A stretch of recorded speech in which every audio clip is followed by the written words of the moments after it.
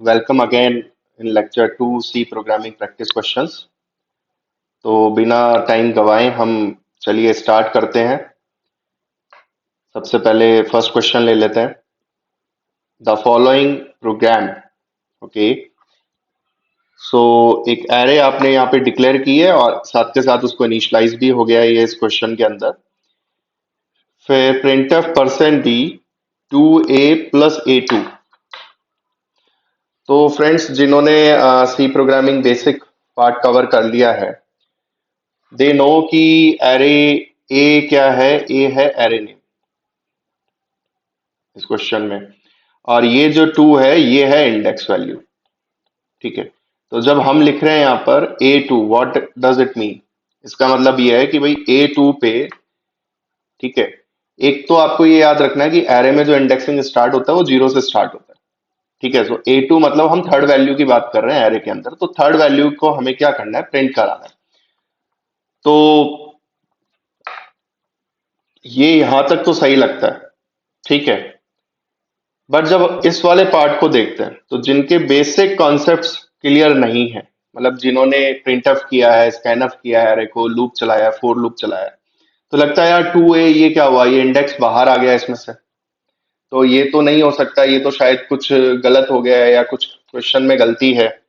ठीक है, तो फटाफट हम फटाफट क्या करते हैं, टिक लगाने की कोशिश करते हैं। चलो यार फटाफट टिक लगाओ और इससे फ्री हो, और एरर वाला टिक लगा दो, फाइन। ठीक है, बट उससे पहले आपको एक सिंपल सा कॉन्सेप्ट समझना होगा। ठीक है, ये पॉइंटर से रिलेटेड कॉन्सेप्ट है।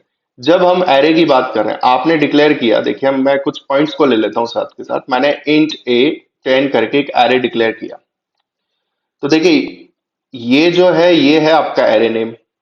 ठीक है, आपको सबको पता है, और ये है इसका साइज। ठीक है, मतलब 10 वैल्यूज ये स्टोर कर सकता है। अब किस टाइप की, किस डेटा टाइप की वैल्यूज को ये स्टोर कर सकता है, ये इंटीजर टाइप की वैल्यूज को स्टोर कर सकता है। ठीक है, अगर आपको इस एरे का बेस एड्रेस चाहिए तो आप क्या करते हैं, केवल एरे नेम से। ठीक है, अगर मैं केवल एरे नेम ए को स्पेसिफाई करता हूं तो ये मुझे क्या बताता है, ये बताता है बेस एड्रेस। बेस एड्रेस का मतलब ये हो गया कि आपके उस एरे में फर्स्ट एलिमेंट का एड्रेस क्या है। ठीक है गाइस, अब देखिए इसको अगर मैं पॉइंटर फॉर्मेट में लिखना चाहूं, ठीक है, अगर मैं इसको पॉइंटर फॉर्मेट में लिखना चाहूं, अगर मैं कहता हूं कि भाई बेस एड्रेस की वैल्यू बताओ, आप बेस एड्रेस पे वैल्यू क्या है, ठीक है, तो आप कैसे लिख देंगे इसको, हिस्ट्रिक ए, बिकॉज ए क्या है आपका, ए तो आपका बेस एड्रेस है। चलिए अब मैं इस कॉन्सेप्ट को थोड़ा और आगे लेके जाता हूं। मैं कहता हूं कि ठीक है, अगर बेस एड्रेस मेरा ए है, ठीक है, बेस एड्रेस मेरा ए है, और मुझे किसी भी नेक्स्ट एलिमेंट, केथ एलिमेंट पे जाना है, तो मैं उसमें क्या करता हूं, जिस भी इंडेक्स पे जाना है मैं के ऐड कर देता हूं, तो मैं उस केथ इंडेक्स की वैल्यू का एड्रेस फाइंड आउट कर सकता हूं। ठीक है, तो इसका मतलब अगर मैं यहाँ पे A2 लिख रहा हूं, अगर मैं यहाँ पे A2 लिख रहा हूं, ठीक है, तो अगर मुझे इस इंडेक्स की के एड्रेस पे जाना है, एड्रेस पे जाना है, तो बेस एड्रेस तो हो गया ए, और उसमें कितना ऐड कर दूंगा मैं, 2। ठीक है, यहां तक आपने, कुछ लोगों ने किया होगा, कुछ लोगों ने नहीं किया होगा। अब बात यह है कि इस एड्रेस की वैल्यू को एक्सेस करना है, तो ये हमने लगा दिया पॉइंट। तो इसका मतलब a+2 को हम कैसे लिख सकते हैं, एस्ट्रिक a+2। ठीक है, asterisk in the bracket a+2। ठीक है, अब देखिए इसी को मैं दोबारा लिखता हूं, ये वाला पार्ट मैं दोबारा लिखता हूं, और मैं इसको इस तरीके से भी लिख सकता हूं, 2+a। इसको मैं कैसे लिख सकता हूं, 2+a। ठीक है, तो देखिए a+2 इज A2, इसको ऐसे लिखा 2+a एस्ट्रिक, तो इसका मतलब इसको इस फॉर्मेट में भी लिखा जा सकता है, 2a। ठीक है, तो अब आप चाहे A2 लिख रहे हैं, चाहे आप 2a लिख रहे हैं, you are referring the same value in the array, you are referring the same value in the array. अब मैंने कहा था कि सी प्रोग्रामिंग जो है, ठीक है, उसमें आपको याद रखना है कि इंडेक्सिंग हमेशा 0 से स्टार्ट होती है। तो आपको ये देखना है कि सेकंड इंडेक्स पे वैल्यू कौन सा है। This is the 0th index 7, first index 8 और सेकंड इंडेक्स पे आपका 9 है। तो आप एग्जैक्टली कर क्या रहे हैं यहाँ पे, 9 + 9 18। तो आपका प्रिंट क्या होगा, 18। ठीक है, 18। तो आपका आंसर हो जाएगा नन ऑफ द अबव। हाँ, बस आपको एक पॉइंट यहाँ पे ध्यान रखना है, वो ये है कि कुछ मॉडर्न कंपाइलर्स जो हैं, ठीक है, वो 2A एक्सेप्ट नहीं करते, वो इसको एक्सेप्ट नहीं करते मॉडर्न कंपाइलर्स। बट जब आप ओल्ड कंपाइलर्स पे काम करेंगे तो वो उसको एक्सेप्ट करेगा। ठीक है, तो ये नन ऑफ द अबव इसका क्या होगा, आंसर हो जाएगा। ठीक है गाइस, सो जल्दीबाजी नहीं करना है, क्वेश्चन को आराम से देखना है। ऐसा नहीं कि यार मैंने कभी देखा नहीं तो ऐसा हो नहीं सकता। ठीक है, चलिए अब हम नेक्स्ट क्वेश्चन पे आ जाते हैं। The default parameter passing mechanism is, default parameter passing mechanism is, call by value होगा या कॉल बाय रेफरेंस होगा या नन ऑफ द अबव होगा। ठीक है, देखिए जिनको नहीं पता है कि कॉल बाय वैल्यू क्या है और कॉल बाय रेफरेंस क्या है, सबसे पहले तो वो समझ लेते हैं कि जब भी आप पैरामीटर पास करते हैं, there are always two method to pass. ठीक है, दो तरीके होते हैं पास करने के। पहला तरीका तो आपके पास है कॉल बाय वैल्यू। ठीक है गाइस, और जो सेकंड मेथड जो आपके पास है वो होता है कॉल बाय रेफरेंस।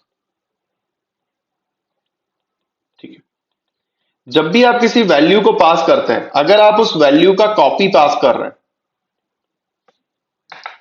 तो इसका मतलब वो क्या है, आपका कॉल बाय वैल्यू। आप एक्चुअल वैल्यू को पास नहीं कर रहे, आप उसका एक कॉपी बनाते हैं और वो कॉपी आप पास कर देते हैं। तो whatever the action you are going to perform, you are going to perform on that copy. तो आपका एक्चुअल वैल्यू हमेशा क्या रहता है, इंटेक्ट रहता है, आपका चेंज नहीं होता है वो।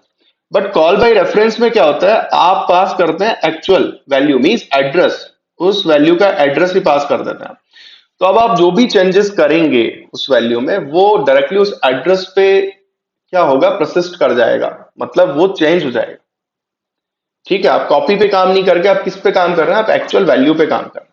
ठीक है, आपको अभी इतना ही समझना है। अगर आपको डिटेल देखना है तो प्लीज आप जो सी प्रोग्रामिंग लेक्चर्स वाली मेरी जो सीरीज है वो आप देख लें।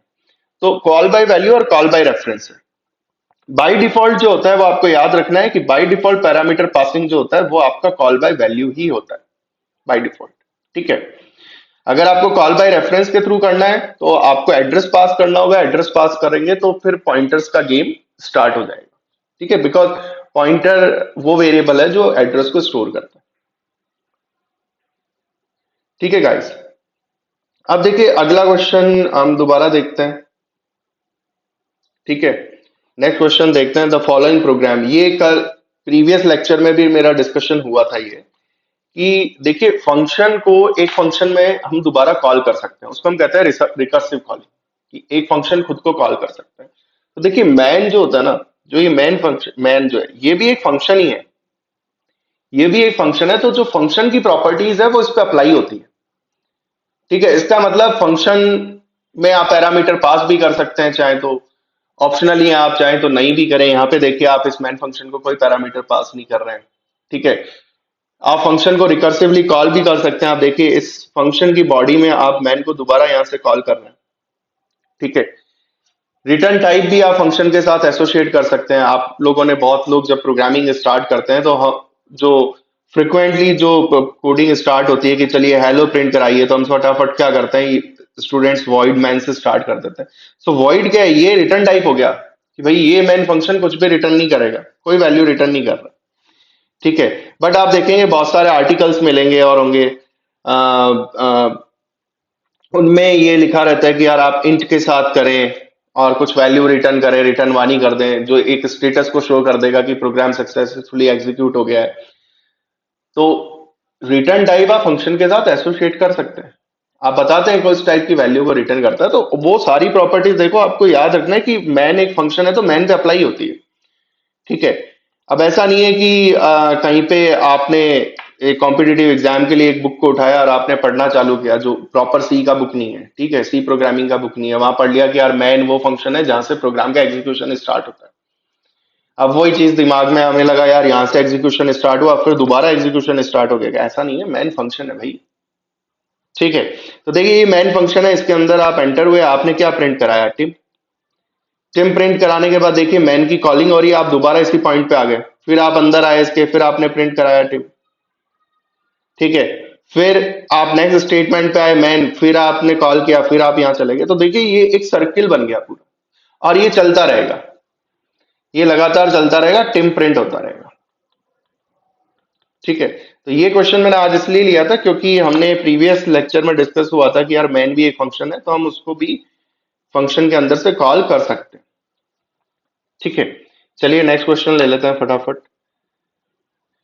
Man int a equals to 4, then there is a function change a।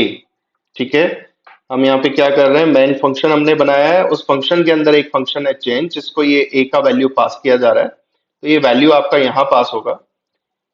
फिर इस फंक्शन की बॉडी में आप देखिए आपने क्या किया है, इस वैल्यू को a को रिसीव किया है और फिर आपने प्लस प्लस a करके इसको प्रिंट करा दिया, आपने प्लस प्लस a करके इसको प्रिंट करा दिया।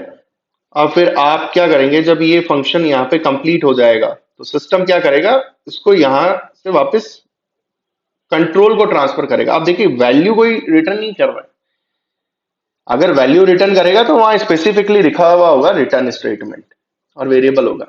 बट आपको पता है सी प्रोसीजरल लैंग्वेज है, तो आपने पहले ये स्टेटमेंट एग्जीक्यूट किया, फिर ये स्टेटमेंट एग्जीक्यूट किया, मैं एरो लगाता चल रहा हूं, फिर ये वाला स्टेटमेंट एग्जीक्यूट किया।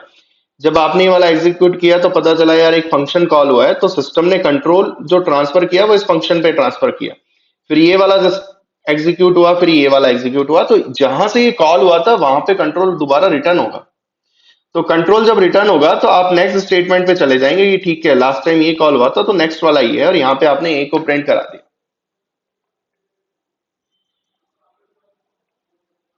ए को आपने यहाँ पे प्रिंट करा दिया। तो आपको इसमें निकालना है कि यार वैल्यू कितना होगा इसका।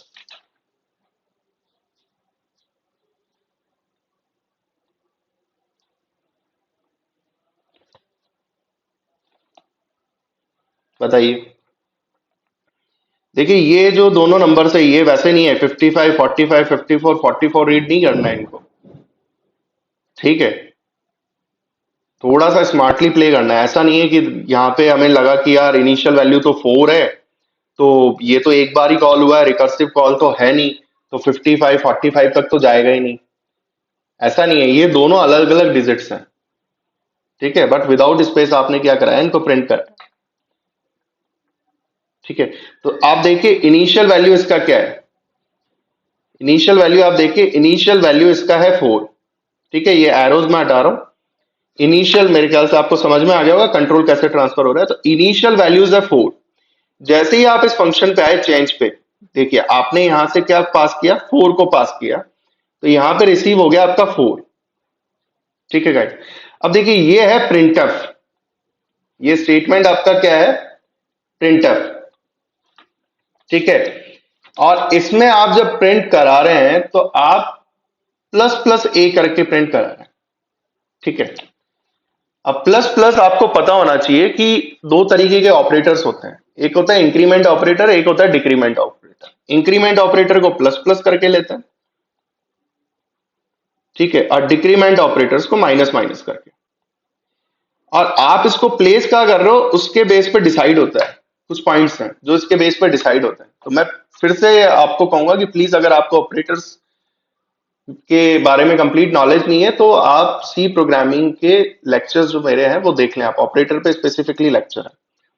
ठीक है, तो देखिए अगर मैं लिखता हूं a plus plus, it is a post increment, and plus plus a it is a pre increment.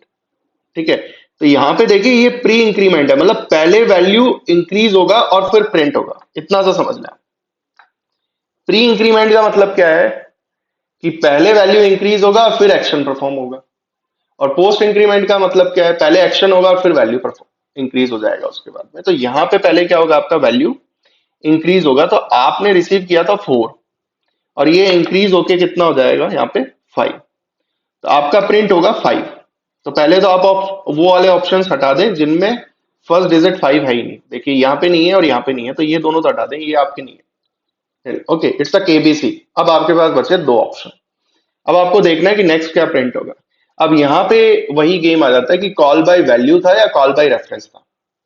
ठीक है, तो आप यहाँ पे देखें, जब आपने फंक्शन को कॉल किया था, चेंज फंक्शन को कॉल किया था, आपने ए का एड्रेस पास नहीं किया, आपने ए की कॉपी पास करी है। क्या पास किया है? वैल्यू का कॉपी पास किया है। ठीक है, तो आपने जो इंक्रीमेंट यहाँ किया, ये ए का एक्चुअल वैल्यू पे कोई इसका इफेक्ट नहीं है, ये कॉपी पे इंक्रीमेंट हो गया 5। ठीक है, ए का एक्चुअल वैल्यू तो अभी भी 4 ही है, क्योंकि आपने एड्रेस पास नहीं किया और एड्रेस पे जाके अपडेट नहीं किया, तो ए का एक्चुअल वैल्यू तो कितना है? 4 है। तो जब आप यहां से रिटर्न होंगे तो ये आपका क्या प्रिंट करेगा? ये आपका प्रिंट करेगा 4। तो आपका आंसर हो जाएगा सी, 54। ठीक है गाइस, मेरे ख्याल से आप थोड़ा सा आपको क्लियर हो गया होगा call by value, call by reference किस तरीके से प्री इंक्रीमेंट पोस्ट इंक्रीमेंट का क्या गेम है। चलिए नेक्स्ट क्वेश्चन ले लेते हैं हम। नेक्स्ट क्वेश्चन क्या है? Int i equals to 2। ठीक है, एक वेरिएबल यहां डिक्लेयर किया है। फिर देखिए यहां पे इन्होंने क्या किया है इस क्वेश्चन में, देखिए आप, ये तो है मैन की बॉडी। अब ये आपका वेरिएबल विजिबिलिटी से रिलेटेड क्वेश्चन है। ये आपका जो क्वेश्चन है ये वेरिएबल की विजिबिलिटी से रिलेटेड है। स्कोप जिसको कहते हैं ना, स्कोप, आपने ये वर्ड कई बार प्रोग्रामिंग लैंग्वेज में सुना होगा, स्कोप ऑफ अ वेरिएबल।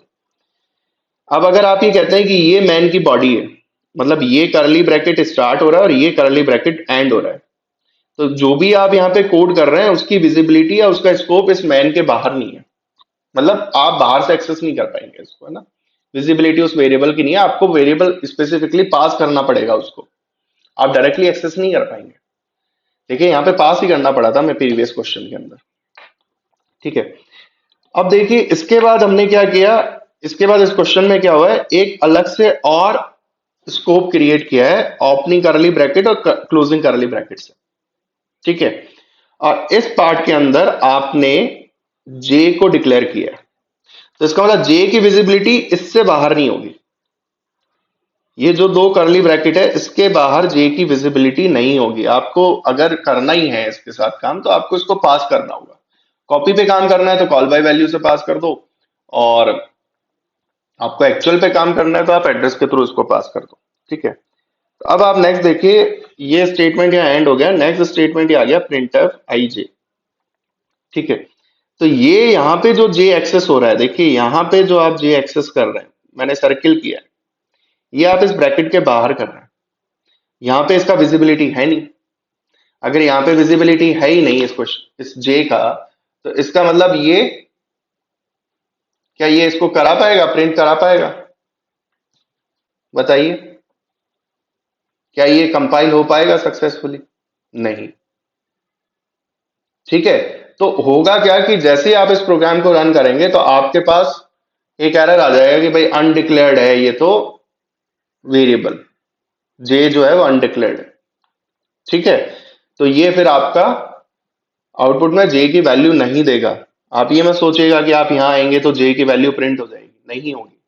ठीक है, तो ये ध्यान रखना है। देखिए स्कोप पे भी क्वेश्चन बन जाते हैं, कल दो ब्रैकेट लगा के स्कोप पे भी क्वेश्चन बना दिया।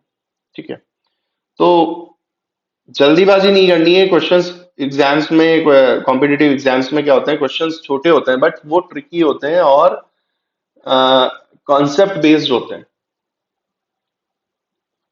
ठीक है गाइस, चलिए नेक्स्ट क्वेश्चन ले लेते हैं अब हम।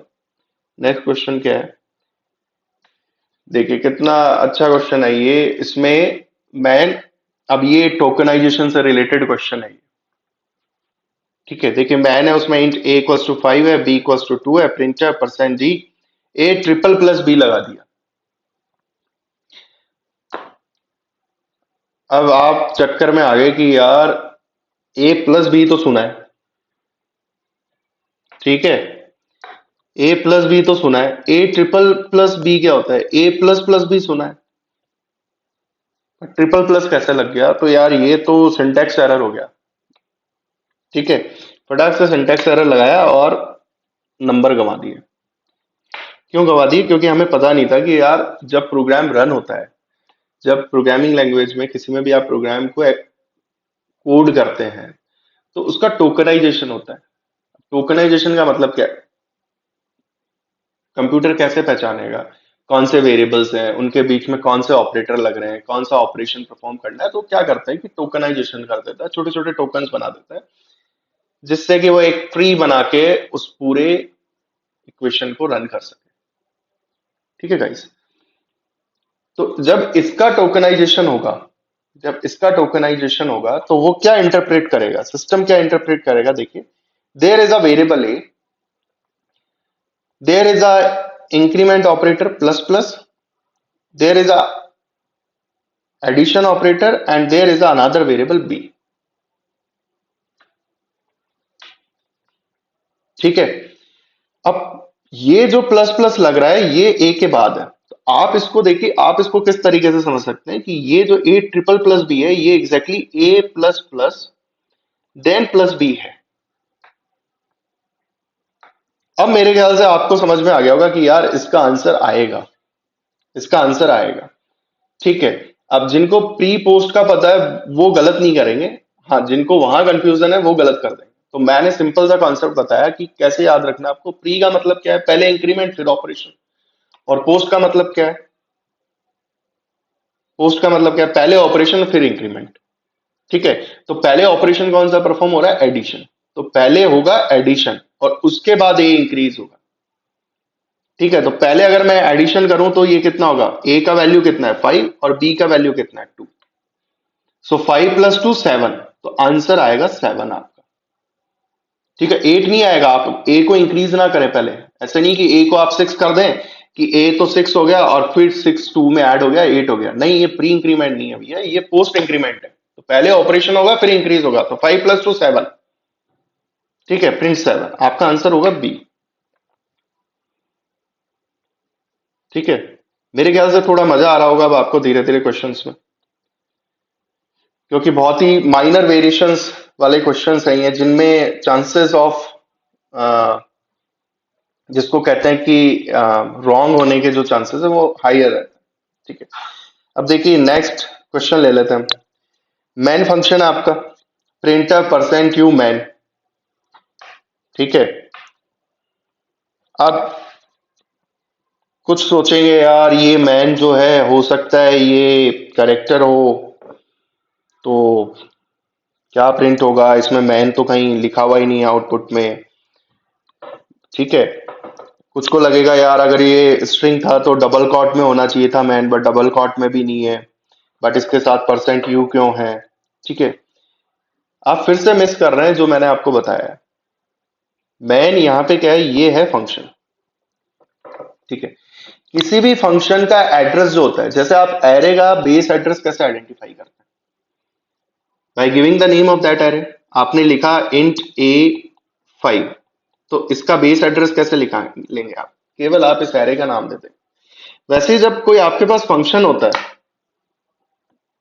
हाँ, उसके अगर आप बेस एड्रेस की बात करेंगे तो आप केवल फंक्शन नेम दे देंगे। तो फंक्शन नेम यहाँ पे क्या है, मैन। तो यहाँ पे आपने देखिए क्या यूज लिया है, केवल फंक्शन का नेम यूज लिया। It means you are talking about the address of this main function, you are talking about the address of this main function. Starting address क्या होगा मैन फंक्शन का, आप उसकी बात कर रहे हो। अब देखिए आपको वो ऑप्शन भी नजर आ जाएगा इसके अंदर फटाक से, कह रहे हैं हाँ यार, printing of starting address of the function man. ठीक है। तो फंक्शन नेम से आप फंक्शन का स्टार्टिंग एड्रेस की बात करते हैं, एरे नेम से आप एरे की स्टार्टिंग एड्रेस का बात करते हैं। फाइन। चलिए नेक्स्ट क्वेश्चन पे आते हैं अब हम।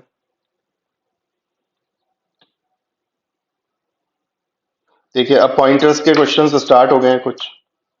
ठीक है। अभी हमने बात करी थी, ठीक है, एड्रेस एड्रेस की बात कर रहे थे हम अभी।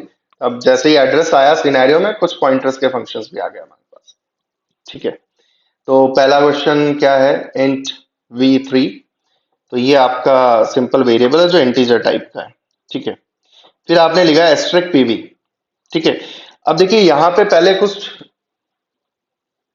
स्मॉल कॉन्सेप्ट्स आप समझ लें। ठीक है। डिटेल आपको देखना है तो मैं फिर से कहूंगा मेरे सी प्रोग्रामिंग वाले लेक्चर्स देख लें, वहां पे पॉइंटर्स से रिलेटेड लेक्चर्स हैं। पॉइंटर्स विद फंक्शंस भी है, पॉइंटर्स विद एरे भी है, फंक्शन विद एरे भी है, तो सारे कॉन्सेप्ट्स जो है वो आपके क्लियर हो जाएंगे। बट अभी मैं फिर भी एक बार पिक कर लेता हूँ बेसिक कॉन्सेप्ट को, जिनको पॉइंटर के बारे में ज्यादा नॉलेज नहीं है, जिन्होंने पढ़ा नहीं है बिल्कुल। जब भी आप किसी पॉइंटर पॉइंटर वेरिएबल, सबसे पहले तो आपको समझना होगा कि पॉइंटर वेरिएबल का काम क्या है। ठीक है, पॉइंटर वेरिएबल आपका एड्रेस स्टोर करता है, ये वैल्यू स्टोर नहीं करता है, ये एड्रेस स्टोर करता है। आपको किसी भी वैल्यू का अगर एड्रेस स्टोर कराना है तो आप पॉइंटर वेरिएबल यूज लेंगे। ठीक है, तो जब ये वैल्यू स्टोर करेगा तो सबसे इंपॉर्टेंट क्वेश्चन ये आ जाएगा कि किस टाइप का वैल्यू है वो, जिस एड्रेस को आप स्टोर कर रहे हैं इस एड्रेस पे किस टाइप का वैल्यू आपने स्टोर कर रखा है। जैसे मान लीजिए मैंने कहा कि एक वैल्यू है 5, फॉर एग्जाम्पल वो एड्रेस 100 पे है, तो ये जो आपका वैल्यू है 5, ये आपका इंटीजर टाइप का है। ठीक है, तो इसका मतलब जो पॉइंटर वेरिएबल आप इस 100 को स्टोर करने के लिए ले रहे हैं वो किस टाइप का वैल्यू है उस एड्रेस पे, इंटीजर टाइप का। तो जब आप वेरिएबल डिक्लेरेशन करते हैं, पॉइंटर वेरिएबल को डिक्लेयर करते हैं, तो आप ये ध्यान रखते हैं कि यार किस टाइप का वैल्यू उस एड्रेस पे है, वही टाइप उस पॉइंटर वेरिएबल का होगा। ठीक है गाइस, तो मान लीजिए अगर आप यहां पे एक वेरिएबल डिक्लेयर करते हैं कि इंट ए एस्ट्रिक ए, तो इसका मतलब यह है कि ए एक पॉइंटर वेरिएबल है, वो किसका एड्रेस स्टोर कर रहा है, ये उस वैल्यू का एड्रेस स्टोर कर रहा है जो वैल्यू किस टाइप की है, इंटीजर टाइप की है, इसलिए पॉइंटर का टाइप भी क्या आपका इंटीजर है। ठीक है, ये आपको याद रहेगा। अब चलिए तो फिर हम क्वेश्चन पे आ जाते हैं। तो क्वेश्चन पे देखते हैं क्या लिखा है। नेक्स्ट आपने एक पॉइंटर वेरिएबल डिक्लेयर किया है एस्ट्रिक पीवी, और इसका टाइप क्या आपका इंटीजर टाइप का है। ठीक है, और ये स्टोर क्या कर सकता है, एड्रेस, तो एड्रेस ऑफ वी। तो आप इसको ऐसे समझ सकते हैं कि यार ठीक है, एक इस तरीके से करके मेमोरी में कोई लोकेशन है जिसको नाम दे रखा है वी, मान लीजिए उसका एड्रेस 100 है और वहां पे कोई इंटीजर वैल्यू स्टोर है 20। ठीक है गाइस, तो पीवी क्या है, पीवी आपका पॉइंटर वेरिएबल है। ठीक है, और पीवी में स्टोर क्या होगा, इसका 20 का एड्रेस, 20 का एड्रेस। तो देखिए अब इस डायग्राम से आपको एक चीज समझनी है जो बहुत इंपॉर्टेंट है। अगर आप केवल पीवी की बात कर रहे हैं तो पीवी में वैल्यू क्या है, 100। क्योंकि यहां बहुत कंफ्यूजन होता है कि यार पीवी का मतलब क्या है, एस्ट्रिक पीवी का मतलब क्या है। कई बार पीवी प्रिंट कराते हैं तो हेक्साडेसिमल में कोई वैल्यू आ रही है, क्योंकि एड्रेस जो होता है वो हेक्साडेसिमल वैल्यूज में आता है, तो हेक्साडेसिमल आ रहा है, उसका डिलिमीटर भी अलग है। बट एस्ट्रिक पीवी करा रहे हैं तो वैल्यू आ रहा है। ठीक है, तो देखिए अगर आप पीवी की बात करें तो पीवी क्या है, पीवी का वैल्यू क्या है, 100, और ये पॉइंट किसको कर रहा है, वी को, क्योंकि इसके पास वी का एड्रेस है। तो एस्ट्रिक पीवी का मतलब क्या है, 20। एस्ट्रिक पीवी का क्या है मतलब है 20, क्योंकि नेक्स्ट क्वेश्चन में ये कॉन्सेप्ट काम में आएगा। एस्ट्रिक पीवी का मतलब क्या है, 20। तो अब हमने क्या किया, यहाँ पे प्रिंट है %d वी, यहाँ पे क्या प्रिंट कराया अभी, तो अगर वी प्रिंट करा रहे हैं, ठीक है, तो अभी देख लीजिए इस क्वेश्चन में हमारी क्या वैल्यू है, यहाँ पे वो देख लेते हैं। क्वेश्चन में वैल्यू है 3, तो मैं यहाँ 3 लिख लेता हूँ। ठीक है, तो अगर मैं वी को प्रिंट करा रहा हूं तो मेरा आउटपुट में क्या आना चाहिए,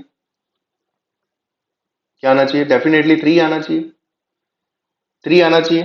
ठीक है, पहला 3 ये रहा। फिर मैं एस्ट्रिक पीवी प्रिंट करा रहा हूं, तो इसका मतलब मैं दोबारा किसको रेफर कर रहा हूं, वैल्यू को ही रेफर कर रहा हूं, तो क्या आएगा मेरा 3। तो आंसर मेरा हो जाएगा सी, आंसर मेरा क्या हो जाएगा, सी। ठीक है, चलिए अब हम नेक्स्ट क्वेश्चन को लेते हैं, क्योंकि बहुत सारे क्वेश्चंस ऐसे रहते हैं जिनमें डबल एस्ट्रिक साइन भी होता है। सिंगल तक तो समझ में आ जाता है, डबल में बड़ा कंफ्यूजन हो जाता है, ट्रिपल भी लग जाता है। ठीक है, तो ये हम ले लेते हैं डबल वाला।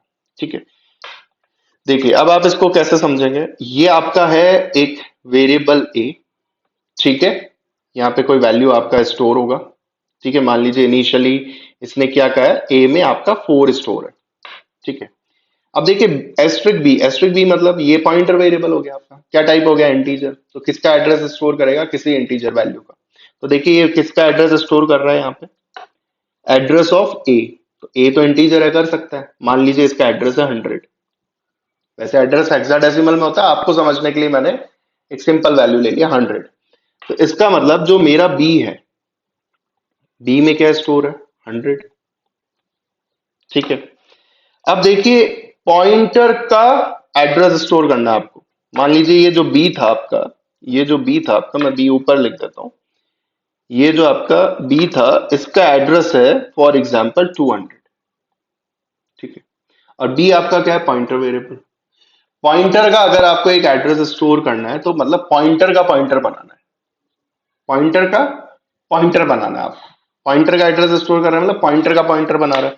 तो आपने कहा कि ठीक है मैंने पॉइंटर का एक पॉइंटर बनाया सी, वो एड्रेस ऑफ बी को स्टोर कर लेगा, मतलब यहां क्या स्टोर हो जाएगा 200, ठीक है गाइस। अब देखिए अब हम इसको चलते हैं रिवर्स में। आपको पहले वाले क्वेश्चन का कॉन्सेप्ट याद रखना। ये है आपका सी, ये है आपका सी, ठीक है। सी क्या कंटेन कर रहा है, 200। 200 पे वैल्यू कौन सा स्टोर, 100। अब इस 100 को आप एक्सेस किससे कर सकते हो, या तो बी से या एस्ट्रिक ऑफ सी से। इससे आप बता सकते हो, बी बताओगे तो क्या होगा, आप कहोगे 100 है, ठीक है। ये सी इसका एड्रेस स्टोर कर रहा है, तो एक स्टेप पीछे जाऊं तो मैंने प्रीवियस क्वेश्चन में क्या लिखा था, एस्ट्रिक सी, ठीक है। अब देखिए आप एक और स्टेप पीछे आ जाइए ए पे। तो ये जो 4 है इसको आप किससे एक्सेस कर सकते हो, ए से। अगर मैं बी से बात करूं तो एस्ट्रिक बी, और अगर मैं सी से बात करूं तो एक कदम और पीछे गया तो एस्ट्रिक एस्ट्रिक सी। दो बार अपन क्या करेंगे, यहाँ पे एस्ट्रिक साइन लगा देंगे, एस्ट्रिक एस्ट्रिक सी, ठीक है। तो देखिए आपको कंफ्यूज नहीं होना है इसमें, ये बिल्कुल क्लियर डायग्राम है। आई थिंक इससे अच्छा डायग्राम आपको किसी बुक में भी नहीं मिलेगा कि आपको इस तरीके से एक स्टेप पीछे जाना है। सी पे थे एक स्टेप पीछे गए एस्ट्रिक सी, उससे 2 स्टेप पीछे चले गए डबल एस्ट्रिक, अगर उससे एक और स्टेप पीछे चला जाऊंगा तो ट्रिपल एस्ट्रिक। बट जरूरी क्या है कि फिर ये ए भी पॉइंटर होगा, ये किसी और वेरिएबल का डेटा उसका एड्रेस स्टोर कर रहा होगा, ठीक है। तो अब यहाँ पे क्या किया, ए इक्वल्स टू 4, मतलब आपने इनिशियलाइज किया, ए का वैल्यू कितना है 4, ठीक है। अब देखिए नेक्स्ट जो आपका स्टेटमेंट है, नेक्स्ट जो आपका स्टेटमेंट है वो देखिए आपने लिखा asterisk asterisk c, it means where you are, अभी करंट लोकेशन आपका क्या है। एस्ट्रिक एस्ट्रिक सी का मतलब आप कहाँ पे हैं, आप यहाँ पे हैं। मैं राउंड लगा देता हूँ, सर्किल कर देता हूँ, आप हैं यहाँ पे, ठीक है। समझ में आ गया, आप कहाँ पे हैं, यहाँ पे हैं, मतलब आप एग्जैक्टली ए पर ही हैं। बट अब देखिए आप उस एड्रेस पे हैं, ना कि आप कॉपी पे हैं। यही फर्क होता है पॉइंटर्स के साथ। अब आप 4 की कॉपी पे नहीं है, अब आप एग्जैक्ट उसी वैल्यू पे, उस एड्रेस पे हैं। तो अगर आप लिखते हैं asterisk asterisk c equals to 5, तो होगा क्या यहाँ पे, asterisk asterisk c equals to 5 लिखते ही होगा क्या, यहां पे आपका 5 स्टोर हो जाएगा, यहां पे आपका 5 स्टोर हो जाएगा, ठीक है। और ये जो 5 स्टोर हो रहा है ये डायरेक्टली एड्रेस पे स्टोर हो रहा है, ना कि ये कॉपी है। तो ये अपडेट होके 5 हो जाएगा। तो आपका आंसर होगा असाइंस 5 टू 8, और ये परमानेंटली अब चेंज भी हो गया, अब ये परमानेंटली आपका चेंज भी हो गया, ठीक है। तो मेरे ख्याल से पॉइंटर्स से रिलेटेड बहुत सारे कंफ्यूजन जो हैं कि किस तरीके से ट्रीट करते हैं, आई थिंक ये 2 क्वेश्चंस के साथ आपको बहुत कुछ समझ में आ गया होगा। चलिए नेक्स्ट क्वेश्चन लेते हैं अब हम। वी हैव 3 मोर क्वेश्चंस, ठीक है guys. If x is an array of integer, then the value of address of xi is same as that of, ठीक है। address of x of I, what does it mean, address of x of I, ith index के address पे क्या value है वो आपको बताना है, ठीक है। ith इंडेक्स का एड्रेस आप दूसरा तरीका क्या है जिससे फाइंड आउट कर सकते हैं, अभी मैंने आपको बताया था, अगर मैं a ऑफ 2 लिखूं तो मैं इस पे जा सकता हूं। अगर मैं बेस एड्रेस कहता हूं a है देन a+2, ठीक है। अब आपको आंसर नजर आ रहा होगा, हाँ हाँ ठीक है ठीक है, ये बताया था, ये बताया था। तो ये डायरेक्टली आप कह देंगे यार x+i हो गया, फाइन, डन, ठीक है। अब नेक्स्ट वाला क्वेश्चन ले लेते हैं, ठीक है। ये थोड़ा सा मुझे लगता है ट्रिकी सा है, ठीक है।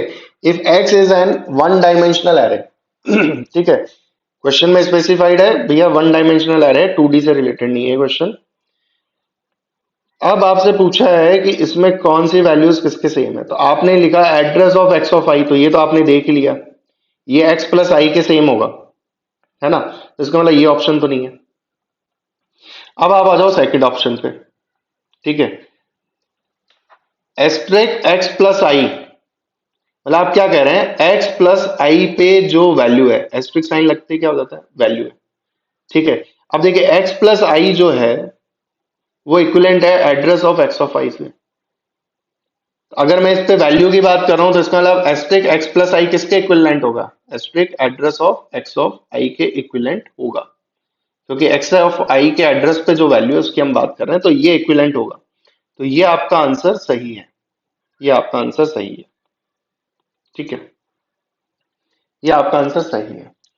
नेक्स्ट भी चेक कर लेते हैं। इट इज इस क्वेश्चन में मल्टीपल आंसर्स आपके करेक्ट है, ठीक है। आजकल गेट एग्जाम्स में और कुछ अदर एग्जाम्स में मल्टीपल आंसर्स के साथ क्वेश्चन आ जाता है जिसमें एक से ज्यादा ऑप्शन करेक्ट होते हैं, या फिर ऑप्शन इस तरीके से दिए होते हैं, वन और टू, ए और b only, a b c, a only, b only, ठीक है, तो वहां फिर आपको मल्टीपल ऑप्शंस चेक करने पड़ जाते हैं। Asterisk x of i is same as x of i, yes, yes. भाई एक्स ऑफ आई को कैसे लिख सकते हैं, हमने अभी देखा ना, अगर हम एक्स ऑफ आई को कैसे लिख सकते हैं, एक्स प्लस आई एस्ट्रिक, ठीक है, ये हमने पिछले क्वेश्चन में किया है, तो ये हमारा सही हो गया, ठीक है। ये सही नहीं है, ये देखिए एक्स प्लस आई का जो वैल्यू कैलकुलेट होगा उस एड्रेस पे हम वैल्यू की बात कर रहे हैं। यहाँ देखिए आप x का जो एस्ट्रिक है और फिर उसमें आप आई जोड़ रहे हैं, मतलब x के बेस एड्रेस का जो वैल्यू है उसमें आप आई जोड़ना चाह रहे हैं, तो ये तो नहीं है, ये दोनों सेम नहीं है, ठीक है गाइस।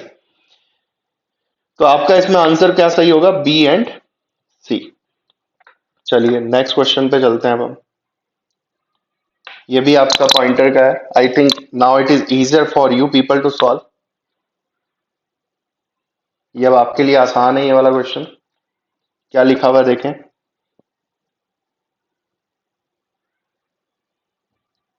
इंट एस्ट्रिक की 5, ठीक है। तो देखिए ये इसका मतलब क्या है, ये हमें बताना है। तो ये तो हो गया आपका डेटा टाइप, देखिए वन बाय वन करते हैं, ठीक है। ये तो आपका हो गया डेटा टाइप, मतलब वैल्यूज किस टाइप की स्टोर होगी, इंट, ठीक है। और ये क्या आपकी साइज 5, 5 वैल्यूज को आप स्टोर करना चाहते हो, और वो 5 वैल्यूज किस टाइप की है, इंटीजर टाइप की। और ये जो एस्ट्रिक पी है इसका मतलब क्या है, ये है pointer.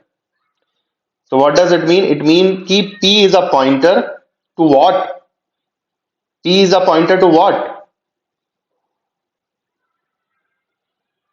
Collection of 5 elements of which type, integer. अब collection of 5 elements क्या है, को हम क्या कहते हैं डेटा स्ट्रक्चर में, array। तो मैं कह सकता हूं P is a pointer to 5 element integer array। Answer B is correct। Fine. चलिए नेक्स्ट क्वेश्चन पे आ जाते हैं हम। The for loop, again a question based on loop, again a question based on loop. Loop पे पिछले lectures में भी बहुत सारे क्वेश्चन हमने किए थे, इस बार फिर एक क्वेश्चन आ गया, एंड ये थोड़ा सा इंटरेस्टिंग सा दिख रहा है मुझे क्वेश्चन भी। देखें आप, फोर लूप चल रहा है, लूप जो है वो 0 से स्टार्ट हो रहा है, 10 तक जा रहा है आपका लूप, और प्लस प्लस आई, और अंदर ऑपरेशन क्या है उस पर आपको ध्यान देना है। प्रिंट तो आप करा रहे हैं बट आई एंड 1,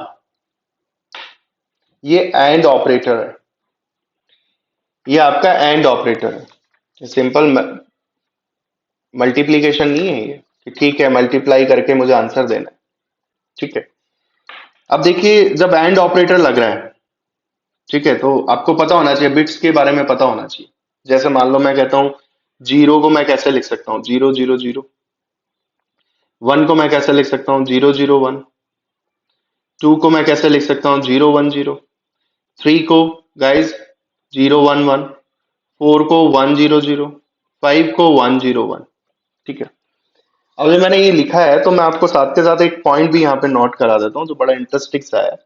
अगर आप चेक करेंगे इवन नंबर्स के साथ, तो देखिए लास्ट में आपको हमेशा 0 मिलता है, ठीक है। अगर आप ऑड के साथ जा रहे हैं तो आपको 1 मिल रहा है, ठीक है। ये जो डिजिट है आपका 1 है। ठीक है, तो बस यही सारा गेम था। तो आपको क्या करना है, आपका जो 1 है, 1 को तो आप कैसे ले सकते हैं, 0 0 1, 1 को आप कैसे ले सकते हैं, 0 0 1। ठीक है, तो मैं यहाँ पे ले लेता हूँ, 1 को मैं लिख सकता हूं 0 0 1। अब इसका मैं एंड कर रहा हूं भाई, किसके साथ एंड कर रहा हूं, देखें किसके साथ एंड कर रहे हैं पहले हम, आई इक्वल्स टू 0, क्योंकि ये 0 से स्टार्ट हुआ है, तो 0 0 0। तो जब आप इसको एंड करेंगे तो देखिए एंड ऑपरेशन कैसे लगता है वो देख लें आप साथ के साथ, जिनको नहीं पता है। इन दोनों वैल्यूज को हम एंड कर देते हैं यहाँ पे, 0 0 1। जब जीरो के साथ किसी भी वैल्यू को एंड किया जाता है, वेदर इट इज 1 और 0, व्हाट यू विल गेट, 0। ठीक है, तो इसका मतलब जब i इक्वल्स टू 0 होगा तो फर्स्ट बिट जो आपको मिलेगा वो होगा 0। ठीक है, अब मैं इसको सॉल्व कर लेता हूं साथ के साथ। मान लीजिए 0 0 0, for example 0 0 1, what I will get, 0 0 0। अब 1 का क्या होगा, 0 0 1, और इसके साथ मैं कर रहा हूँ 0 0 1, तो मुझे क्या मिलेगा, 0 0 1। ठीक है, 2 के साथ कर रहा हूं, तो देखिए ये जो बिट है इसके करस्पॉन्डिंग यहाँ बिट कौन सा है, 0, तो आपको फाइनल क्या मिलेगा, 0 0 0। 3 के साथ कर लेते हैं, 3 का क्या होता है, 0 1 1, इसके साथ करते हैं हम ऐड, इसको 1 को 0 0 1 को, तो मुझे डेफिनेटली क्या मिलेगा, 0 0 1। तो ऑल्टरनेट 0 और 1 मिल रहा है आपको, देखिए यहाँ 0 मिला, फिर 1 मिला, फिर 0 मिला, फिर आपको 1 मिला। तो आपको आंसर में चेक करना है कि ऑल्टरनेट 0 1 कहाँ पे है, ऑल्टरनेट 0 1 आपका कौन से ऑप्शन के अंदर है, और वो ऑप्शन आपका ये रहा। ठीक है, तो आपको चेक करना है कि ऑपरेशन कौन सा, इट इज एंड ऑपरेशन। ठीक है गाइस, तो हम नेक्स्ट लेक्चर, इसके बाद हम एक और लेक्चर लेके आएंगे इसी सीरीज में, जिसमें हम और कुछ प्रैक्टिस क्वेश्चंस करेंगे सी प्रोग्रामिंग के। ठीक है, और नेक्स्ट कमिंग जो भी लेक्चर्स रहेंगे, ठीक है, हम ट्राई करेंगे कि कुछ क्वेश्चंस जो प्रीवियस गेट एग्जाम्स में पूछे जा चुके हैं और अदर पीएसओ एग्जाम्स में पूछे जा चुके हैं, उनको भी हम कवर करते चलें। As it is we will pick that question and we will try to solve that, and I will explain each and every small concept behind that. So guys, thank you to all. ठीक है, और जैसे मैंने बीच बीच में भी बताया था, अगर आपको बेसिक्स क्लियर नहीं है तो प्लीज आप इसी चैनल पे सी प्रोग्रामिंग के मेरे लेक्चर्स हैं, वो आप देख लें, नंबर सिस्टम से रिलेटेड लेक्चर्स हैं, वो आप देख लें, तो आपके बहुत सारे जो प्रॉब्लम्स हैं, डाउट्स हैं, वो क्लियर हो जाएंगे। So thank you very much, thank you.